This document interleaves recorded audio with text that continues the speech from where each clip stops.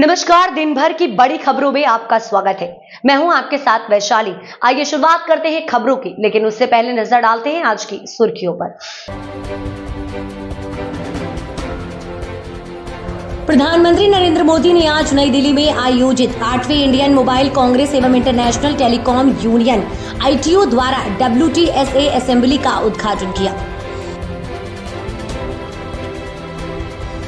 राजधानी लखनऊ में सड़क किनारे भूमि की घटती उपलब्धता के मद्देनजर राज्य सरकार ने पेट्रोल पंप खोलने के लिए न्यूनतम जमीन के मानकों में बदलाव किया है। उत्तराखंड के मुख्यमंत्री पुष्कर सिंह धामी ने पुलिस प्रशासन को कड़ा निर्देश दिया है। उन्होंने कहा, देवभूमि में धर्म परिवर्तन, अतिक्रमण, भूमि जिहाद और थूक जिहाद जैसी कई चीजें बर्दाश्त नहीं की जाएंगी। दिल्ली के सत्तारूढ़ आम आदमी पार्टी आप के राज्यसभा सांसद संजय सिंह ने कहा कि केंद्रीय नेताओं कांग्रेस के मंजूरी के बावजूद हरियाणा के स्थानीय कांग्रेस नेताओं ने गठबंधन नहीं होने दिया। भारतीय रिजर्व बैंक के गवर्नर की आशंका सच साबित हुई है। खुदरा महंगाई दर में उछाल देखने को मिला है। उछाल के चलते खुदरा महंगाई में ये बढ़ोतरी देखने को मिली है। तो ये थी सुर्खियां और अब बात करेंगे खबरों की विस्तार से। प्रधानमंत्री नरेंद्र मोदी ने आज नई दिल्ली में आयोजित 8वीं इंडियन मोबाइल कांग्रेस एवं इंटरनेशनल टेलीकॉम यूनियन (ITU) द्वारा WTSA असेंबली का उद्घाटन किया है। इस अवसर पर प्रधानमंत्री ने ITU का भारत में इस आयोजन के लिए धन्यवाद दिया। आपको बता दें कि यह आयोजन भारत में ही नहीं, एशिया प्रशांत क्षेत्र में पहली बार हो रहा है। इसमें 200 से अधिक देशों के 3000 से अधिक शीर्ष इंडस्ट्री लीडर्स भाग ले रहे हैं। समारोह में communication minister Jyotiraditya Scindia, state central minister doctor Chandrashekhar सहित भारत के दिग्गज अंबानी, भारती मित्तल आदि दिग्गज मौजूद थे। सभा को संबोधित करते हुए प्रधानमंत्री ने कहा कि हमने भारत के 1200 crore mobile users, 95 crore internet user को आखिरी छोर तक ले जाने का साधन बनाया है। प्रधानमंत्री ने कहा, WTSA और इंडिया मोबाइल कांग्रेस का साथ आना सराहनीय है, क्योंकि एक स्टैंडर्ड पर काम करता है, दूसरा सर्विसेज पर। हम स्टैंडर्ड पर भी बहुत काम कर रहे हैं, जिसका अब और लाभ मिलेगा। अपने संबोधन में रिलायंस इन्फो के चेयरमैन आकाश अंबानी ने इंटरनेशनल कम्युनिटी को गति करते हुए बताया कि अब भारत में सर्विसेज इनोवेशन एम्पावरमेंट में आगे है। साथ में इसका क्रेडिट प्रधानमंत्री मोदी को देते हुए कहा कि मोदी है तो मुमकिन है। Honorable Prime Minister and India's Path Pradarshak, Adarniya Shri Narendra Modi ji, Secretary General of the ITU, Ms. Doreen Bogdan-Martin, esteemed leaders, innovators, and policymakers. It is with a sense of great pride and joy that I warmly welcome all of you to this momentous occasion, where we declare open not one, but 2 landmark events for our telecom sector. The World Telecom Standardization Assembly, convened by the International Telecommunication Union, and the Indian Mobile Congress. It is our singular honor to have between us the Prime Minister of India, Shri Narendra Modi ji, to grace us with his presence.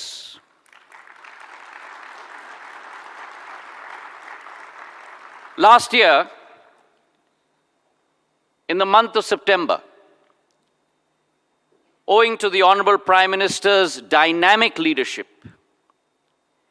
India took up the baton of the G20 summit for the first time in her history of 75 years. And in the same vein of firsts, we are now honored to host the illustrious WTSA Assembly, which, mind you, is also the first time it's being hosted in all of Asia in Bharat Mata, where we will celebrate the power of technology, particularly telecommunications, and the underlying global frameworks and standards. We have amongst us 3,200 delegates from over 160 countries, the highest ever for any WTSA assembly. Most respected Prime Minister Shri Narendra Modi ji, Honorable Minister of Communications Shri Jyotiraditya Scindia ji, Honorable Minister of State for Communications Dr. Chandrasekhar Pemasani ji, Chairman of DOT Dr. Neeraj Mittal ji, my esteemed senior colleagues from the industry, and distinguished delegates, Namaste. My heartiest congratulations to our visionary and incredibly dynamic leader, Shri Narendra Modi ji, for gracing this edition of the India Mobile Congress in his historic third term as Prime Minister. Adharnya Pradhan Mantri ji, under your visionary guidance, the India Mobile Congress has grown in stature and achieved global standing, making it a significant platform for digital innovation and collaboration. Because of your encouragement to the industry and innovation, India has been digitally transformed by perhaps the biggest digital revolution in history. In New India, in Modi ji's India, there's no more business as usual. Rather, there's unusual synergy between government and industry to deliver world-class services to satisfy the needs and expectations of 1.45 billion Indians. As a representative of Young India, I thank you for your incredible connection with the youth and for inspiring us to pursue impossible-looking goals. As we say in Hindi, Modi hai to mumkin hai. For our international audiences, Modi makes everything possible. Friends, the world is in awe of a nation that crawling at 2G speed only 8 years ago is now galloping down the 5G highway. I would like to assure Prime Minister that India will have an even better record in 6G. From a nation that ranked a lowly 155th in mobile broadband adoption, we have risen to become the world's largest data market. From a nation where the number of unicorns could be counted on fingers of a single hand, we have now emerged as the third largest unicorn hub in the world. मंत्रिमंडल के मेरे सहयोगी Jyotiraditya Scindia ji, Chandrashekhar ji, ITU की secretary general, विभिन्न देशों के मंत्रीगण, भारत के भिन्न भिन्न राज्यों से आए हुए सब मंत्रीगण, industry leaders, telecom experts, startups की दुनिया के मेरे प्रिय नौजवान, देश दुनिया से आए अन्य महानुभाव, देवी और सज्जनों, इंडिया मोबाइल कांग्रेस में देश और दुनिया के आप सभी साथियों का बहुत बहुत अभिनंदन। मैं इंटरनेशनल टेलीकॉम यूनियन ITU के साथियों का भी विशेष स्वागत करता हूं। आपने WTSA के लिए पहली बार भारत चुना है। मैं आपका आभारी भी हूं और आपकी सराहना भी करता हूं। साथियों, आज भारत टेलीकॉम और उससे जुड़ी टेक्नोलॉजी के मामले में दुनिया के सबसे हैपनिंग देशों में से एक है। भारत जहां 120 करोड़ यानी 1200 मिलियन मोबाइल फोन यूजर्स हैं, भारत जहां 95 करोड़ यानी 950 मिलियन इंटरनेट यूजर्स हैं, भारत जहां दुनिया का 40% से अधिक का रियल टाइम डिजिटल ट्रांजैक्शन होता है, भारत जिसने डिजिटल कनेक्टिविटी को लास्ट माइल डिलीवरी का इफेक्टिव टूल बनाकर दिखाया है। वहां ग्लोबल टेलीकम्युनिकेशन के स्टैंडर्ड और फ्यूचर पर चर्चा ग्लोबल गुड का भी माध्यम बनेगी। मैं आप सभी को बहुत बहुत शुभकामनाएं देता हूं। फ्रेंड्स, WTSA और इंडिया मोबाइल कांग्रेस का एक साथ होना भी बहुत महत्वपूर्ण है। WTSA का लक्ष्य ग्लोबल स्टैंडर्ड्स पर काम करना है। वहीं इंडिया मोबाइल कांग्रेस की बड़ी भूमिका सर्विसेज के साथ जुड़ी हुई है। इसलिए आज का ये आयोजन स्टैंडर्ड्स और सर्विसेज दोनों को एक ही मंच पर ले आया है।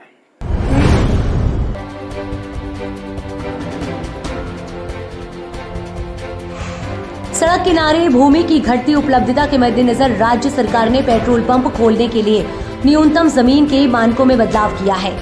अब 400 वर्ग मीटर के भूखंड पर बनाए जाने वाले पेट्रोल फिलिंग स्टेशन के अंदर बाहर जाने आने के लिए 9 मीटर चौड़ाई का रास्ता रखने की अनिवार्यता नहीं होगी। इसके लिए भवन निर्माण एवं विकास उपविधि 2008 में संशोधन किया गया है। उपविधि में संशोधन संबंधी आवास एवं शहरी नियोजन विभाग द्वारा सोमवार को जारी शासनादेश के तहत अब अगर 20 मीटर गुना 20 मीटर क्षेत्रफल का भूखंड है तो पेट्रोल पंप संचालित हो सकता है। पहले पेट्रोल पंप के लिए 500 वर्ग मीटर 30 मीटर गुना 17 मीटर से अधिक क्षेत्रफल का भूखंड होने की अनिवार्यता थी। उपविधि को संशोधित करते हुए पेट्रोल फिलिंग स्टेशन के अंदर जाने व निकलने के मानक में भी अब बदलाव किया गया। पहले जहां न्यूनतम 9 मीटर चौड़ाई की शर्त थी, वहीं अब 7.5 मीटर चौड़ाई रखी जा रही है। इस तरह बफर स्ट्रिप की लंबाई अब न्यूनतम 12 मीटर के बजाय 5 मीटर रखी जा सकेगी। चौड़ाई पहले की तरह 3 मीटर ही रखनी होगी। उत्तर प्रदेश के जनपद अलीगढ़ के थाना खैर में बाइक सवार बेखौफ लुटेरों द्वारा पुलिस को चुनौती पेश करते हुए बैंक ऑफ बड़ौदा से रुपए निकाल कर अपने गांव वाजिबपुर जा रहे बैंकिंग कॉरेस्पॉन्डेंट के साथ तमंचे की नोक पर दिन दहाड़े लाखों रुपए की लूट की वारदात को अंजाम दिया गया।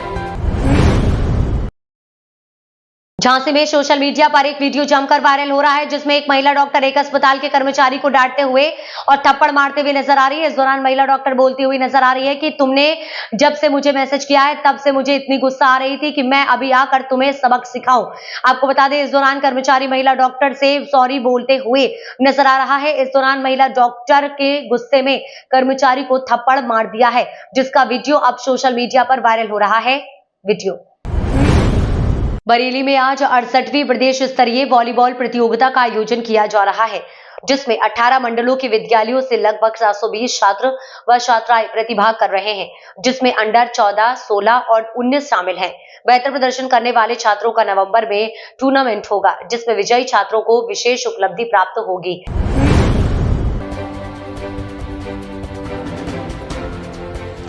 उत्तराखंड के मुख्यमंत्री पुष्कर सिंह धामी ने पुलिस प्रशासन को कड़ा निर्देश दिया है। प्रदेश के उधम सिंह नगर जिले में एक कार्यक्रम में शामिल होने के लिए पहुंचे सीएम पुष्कर सिंह धामी ने कहा कि देवभूमि में धर्मनिरपेक्ष अतिक्रमण, भूमि जिहाद और थूक जिहाद जैसी चीजें कतई बर्दाश्त नहीं की जाएंगी। सीएम पुष्कर सिंह धामी ने इस मौके पर आगे कहा कि उत्तराखंड देवों की भूमि है, यहाँ सभी लोग मिलजुल कर रहते हैं।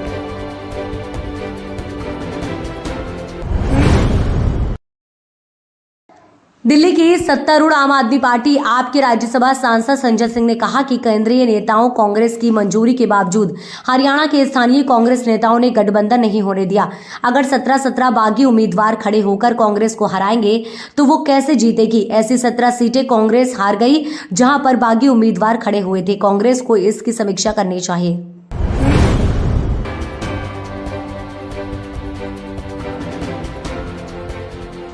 भारतीय रिजर्व बैंक की गवर्नर की आशंका सच साबित हुई है।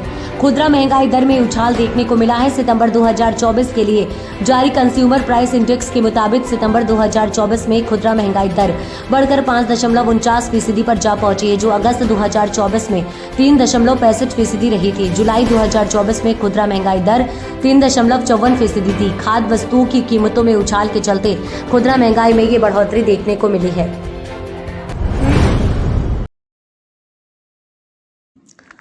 एक्ट्रेस काजल राघवानी का नाम भोजपुरी फिल्म इंडस्ट्री की टॉप हसीनाओं में शुमार किया जाता है। काजल राघवानी अक्सर अपने प्रोफेशनल और पर्सनल लाइफ को लेकर चर्चा में रहती हैं। एक्ट्रेस का नाम कई एक्टर्स के साथ जुड़ चुका है, लेकिन अब फैंस उनकी शादी का बेसब्री से इंतजार कर रहे हैं। ऐसे में काजल राघवानी ने अपनी शादी की डेट रिवील कर दी है। सोशल मीडिया पर काजल राघवानी का एक वीडियो वायरल हो रहा है, जिसमें एक इंटरव्यू के दौरान काजल खुलासा करती है कि वे किसी को डेट कर रही हैं। भारतीय क्रिकेट टीम की हेड कोच गौतम गंभीर ने एक बार फिर गेंदबाजी अटैक पर पूरा भरोसा जताया है। उनका मानना है कि ये गेंदबाजों का युग है और बल्लेबाजों को अपने जुनूनी रवैये को त्यागना होगा।